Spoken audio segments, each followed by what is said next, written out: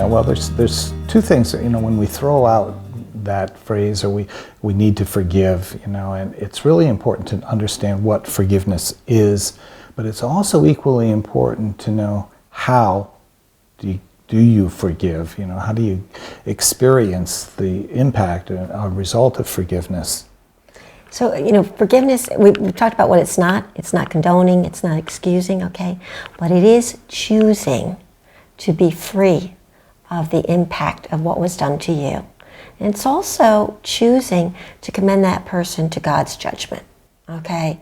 And so we have to let go of our cause, and very often we do hold on to that. We have a right to be hurt, but we also have a right to be healed, and so it's a conscious choice. It's not a feeling, it is a choice. You don't have to feel forgiving. It's not a warm feeling that happens. The feelings may return later, or they may not, but it's a conscious decision to be free of what was done to you.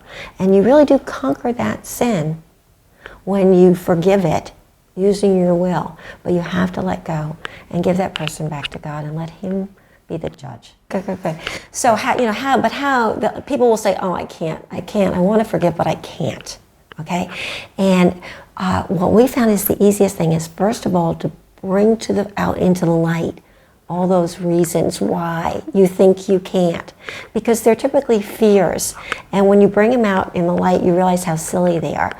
If I forgive him, he'll hurt me again. No, he's already hurting you. Okay. In fact, because you're hurt, you're tender. It's like when you have a little burn on your arm. If anybody touches it, it hurts. Once it's healed, the same touch doesn't hurt. So only if you forgive will he stop hurting you.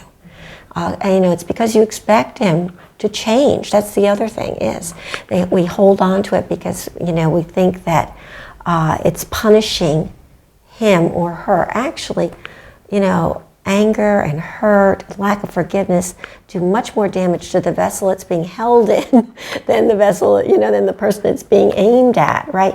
In fact, they're oblivious, probably, to your pain, right? So once you begin to really bring out into the light why you think you can't forgive, you realize you really can, because it is a choice that you're making, and you make it for the sake of your husband or wife and your kids.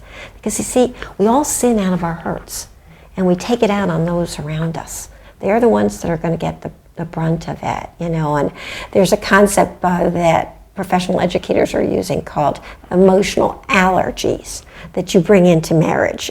Things, that set your teeth on edge, things that you tend to overreact. We used to call them hot buttons, that set you off. And all they are unresolved hurts, things that you stuff, because we all, we take a hit, somebody does something or doesn't do something, and it causes us pain. And so, we tend to mull it over, assign motive to it. He did that because he thinks I'm stupid. She did that because she doesn't care about me, until it's so painful that we can't stand it anymore. And then we stuff it and we bury it, but we bury it alive. Anytime anybody does something that sparks the memory of that, up it comes, and now I'm overreacting, and we feel out of control of ourselves, right? So, it's for that kind of freedom that we need to get rid of it. Otherwise, really, the one who's going to get the brunt of it will be Ron.